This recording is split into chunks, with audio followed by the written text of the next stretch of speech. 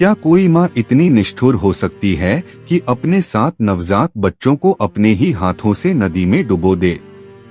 और क्या कोई पिता अपने बच्चों की हत्या होते हुए भी अपनी पत्नी से एक सवाल तक न पूछ सके? आखिर क्या थी वो खौफनाक शर्त जिसने हस्तिनापुर के राजा शांतनु को एक लाचार पिता बना दिया था? चलिए जानते हैं राजा शांतनु और देवी गंगा की उस प्रेम कहानी का सच जिसने महाभारत की नींव रखी थी। हस्तिनापुर के सिंहासन पर जब राजा शांतनु विराजमान थे, तब चारों ओर शांति और समृद्धि का वास था। शांतनु एक अत्यंत प्रतापी और न्यायप्रिय राजा थे, लेकिन उनका मन अक्सर राजपाट के शोर से दूर प्रकृति की गोद में शांति की तलाश करता था। वे न केवल एक महान योद्धा थे, बल्कि सौंदर्य और कला के प्रति भी उनका विशेष झुकाव था। अक्सर वे अपने खाली समय में आखेट या भ्रमण के लिए गंगा के तट पर जाया करते थे, जहाँ की लहरों का संगीत उन्हें जीवन के गहरे अर्थ समझाता था। एक बार जब महाराज शांतनु गंगा नदी के तट पर अकेले टहल रहे थे, तब वहाँ का वातावरण कुछ अलग ही था। हवाओं में एक दिव्य सुगंध घुली हुई थी और पक्षियों का कलरव जैसे किसी आने वाले शुभ संकेत की प्रतीक्षा कर रहा था। सूर्य की किरणें गंगा की लहरों पर गिरकर सुनहरी आभा बिखेर रही थीं। शांतनु प्रकृति के इस अनुपम दृश्य में खोए हुए थे। तभी उनकी दृष्टि दूर किनारे पर खड़ी एक नारी आकृति पर पड़ी, जिसने उनके जीवन की दिशा को सदा के लिए बदलने वाला था। नदी के किनारे खड़ी वह सुंदरी कोई साधारण स्त्री नहीं, बल्कि स्वयं साक्षात देवी गंगा थीं। उन्होंने एक मानवीय रूप धारण किया था, लेकिन उनका तेज किसी अलौकिक सत्ता का आभास करा रहा था। उनके वस्त्र श्वेत बादलों के समान शुभ्र थे और उनके केशों से जैसे अमृत की बूंदें टपक रही थीं। शांतनु जैसे ही उनके करीब पहुँचे, वे उनके सौंदर्य को देखकर सुध-बुध खो बैठे। संसार की सबसे सुंदर वस्तु भी उस देवी की आभा के सामने फीकी लग रही थी। जैसे ही शांतनु की नजरें गंगा से मिली, राजा के हृदय में प्रेम की एक ऐसी लहर उठी जिसे उन्होंने पहले कभी अनुभव नहीं किया था। शांतनु जो बड़े बड़े युद्धों में विचलित नहीं हुए थे, आज एक सुंदर मुखड़े के सामने निहत्थे खड़े थे। देवी गंगा के चेहरे पर एक मंद मुस्कान थी, जैसे वे पहले से ही शांतनु के आने की प्रतीक्षा कर रही थीं। वह भेंट संयोग नहीं, बल्कि नियति का एक बड़ा खेल था, जिसे स्वर्ग और पृथ्वी के बीच एक सेतु बनना था। बिना किसी विलंब के शांतनु ने देवी गंगा के समक्ष विवाह का प्रस्ताव रख दिया। उन्होंने कहा, है सुंदरी, मैं हस्तिनापुर का राजा शांतनु हूँ। मैंने आज तक कई सुंदरियाँ देखी, पर तुम्हारे जैसा दिव्य रूप न देखा। क्या तुम मेरी रानी बनकर हस्तिनापुर के सिंहासन की शोभा बढ़ाओगी? शांतनु की आवाज में अधिकार भी था और एक याचक की विनम्रता भी। वे जानते थे कि यदि यह स्त्री उन्हें नहीं मिली, तो वे शेष जीवन कभी सुखी नहीं रह पाएंगे। देवी गंगा राजा के प्रस्ताव को सुनकर तनिक भी आश्चर्यचकित नहीं हुई। उन्होंने शांतनु की आंखों में झांका और एक अत्यंत गंभीर स्वर में कहा, हे राजन, मैं आपकी पत्नी बनने को तैयार हूँ, लेकिन मेरी एक अनिवार्य शर्त है। यदि आप इसे स्वीकार करेंगे, तभी मैं आपके साथ चलूंगी। शांतनु ने बिना सोचे समझे हाँ कह दी, क्योंकि उस क्षण उन्हें गंगा के सौंदर्य के अलावा कुछ भी दिखाई नहीं दे रहा था। गंगा ने शर्त रखी, महाराज, मैं चाहे जो भी करूं, चाहे वह आपको अच्छा लगे या बुरा, आप कभी भी मुझसे कोई प्रश्न नहीं करेंगे। आप मेरे किसी भी कृत्य में बाधा नहीं डालेंगे और न ही उसका कारण पूछेंगे। जिस दिन आपने मुझसे क्यों पूछा या मुझे रोका, उसी क्षण मैं आपको छोड़कर सदैव के लिए चली जाऊंगी। शांतनु प्रेम में इतने अंधे थे कि उन्होंने इस विचित्र शर्त के पीछे छिपे गहरे संकट को नहीं पहचाना और तत्काल अपनी स्वीकृति दे दी। राजा शांतनु देवी गंगा को लेकर हस्तिनापुर आए। पूरे नगर को सजाया गया और उत्सव मनाया गया। प्रजा अपनी नई रानी के अद्भुत सौंदर्य को देखकर दंग थी। शांतनु और गंगा का वैवाहिक जीवन अत्यंत सुखद आरंभ हुआ। गंगा न केवल एक सुंदर पत्नी थी, बल्कि वे राजा के हर दुख सुख की सहभागी बनी। शांतनु को लगा कि उन्होंने संसार का सबसे अनमोल रत्न पा लिया है, लेकिन वे भूल गए थे कि गंगा ने जो शर्त रखी थी उसकी परीक्षा का समय आने ही वाला है।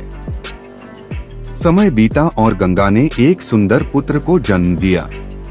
पूरे हस्तिनापुर में खुशियां मनाई जाने वाली थीं, लेकिन तभी कुछ ऐसा हुआ जिसने सबके रोंगटे खड़े कर दिए।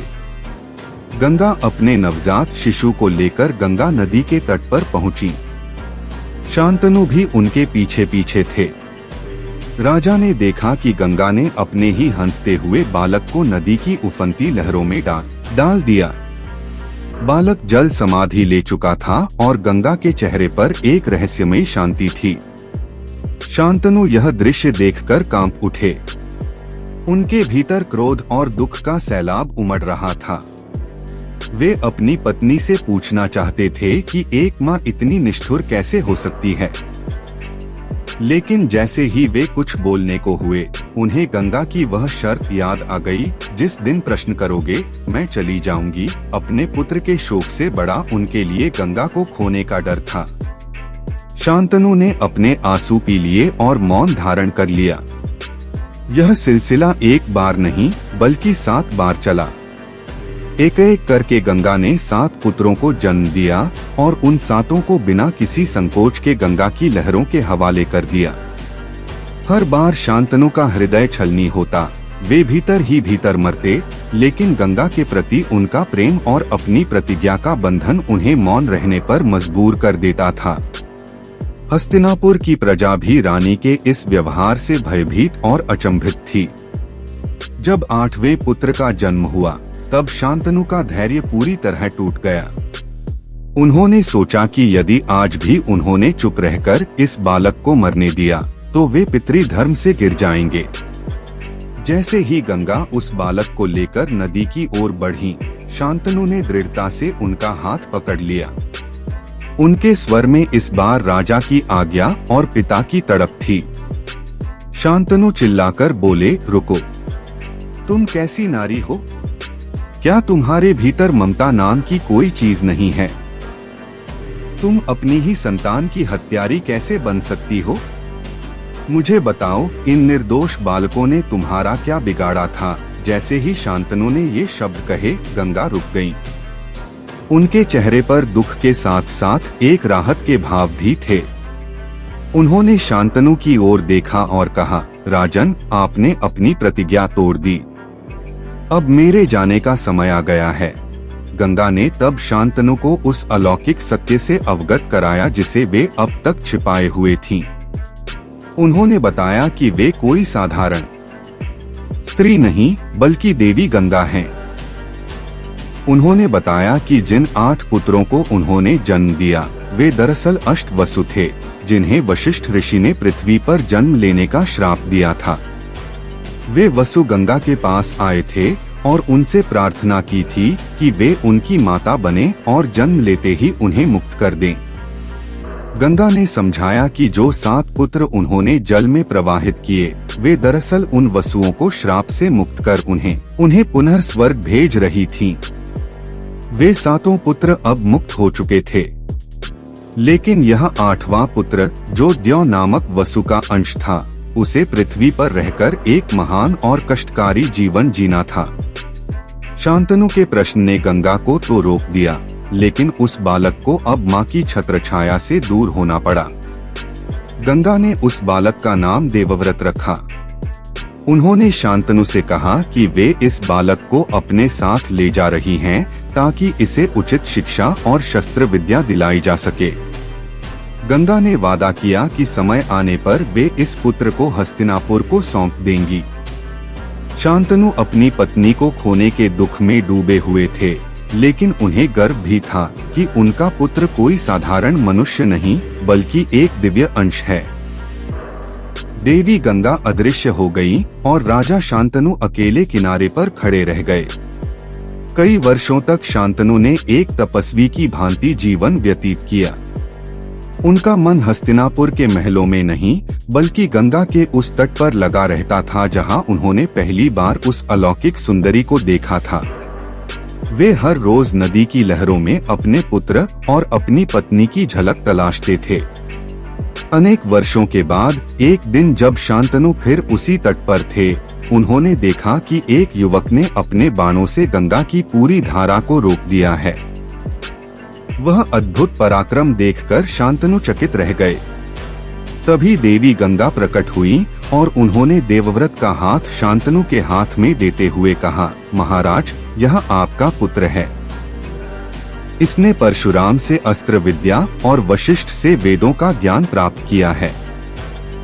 इसे स्वीकार करें। शांतनु अपने पुत्र देवव्रत को लेकर हस्तिनापुर लौटे। देवव्रत की वीरता और ज्ञान की चर्चा चारों ओर फैल गई। शांतनु ने उन्हें युवराज घोषित कर दिया, लेकिन नेति को कुछ और ही मंजूर था। देवव्रत ही आगे चलकर महान भीष्म बने, जिन्होंने अपने पिता की खुशी के लिए भीष्म प्रतिज्ञा ली और आजीवन ब्रह्मचारी रहकर हस्तिनापुर की रक्षा की। राजा शांतनु और गंगा की पहली भेंट की वह अलौकिक घटना ही महाभारत की आधारशिला बनी। यदि वह भेंट न होती तो न भीष्म होते और न ही वह धर्मयुद्ध होता। यह कहानी हमें सिखाती है कि प्रेम में दी गई प्रतिज्ञाएं कितनी भारी पड़ सकती हैं, और यह भी कि जो हमें विनाश दिखाई देता है, उसके पीछे अक्सर ईश्वरीय विधान और श्राप मुक्ति का कोई बड़ा रहस्य छिपा होता है। शांतनु और गंगा का मिलन तो अधूरा रह गया, लेकिन उनके पीछे छूट गया एक ऐसा पुत्र जिसने अपने पिता के सुख के लिए पूरी दुनिया को हिला देने वाली प्रतिज्ञा ली। आपको क्या लगता है, क्या शांतनु का गंगा को रोकना सही था या उन्हें अपने 7 पुत्रों की तरह 8वें को भी खो देना चाहिए था? अपनी राय कमेंट्स में जरूर बताएं। और अगर आपको ये जानकारी पसंद आई हो तो इस वीडियो को शेयर करें और जय श्री कृष्ण लिखना न भूलें। मिलते हैं अगली अनसुनी गाथा में, तब तक के लिए जय श्री राधा कृष्ण। राधा राधा।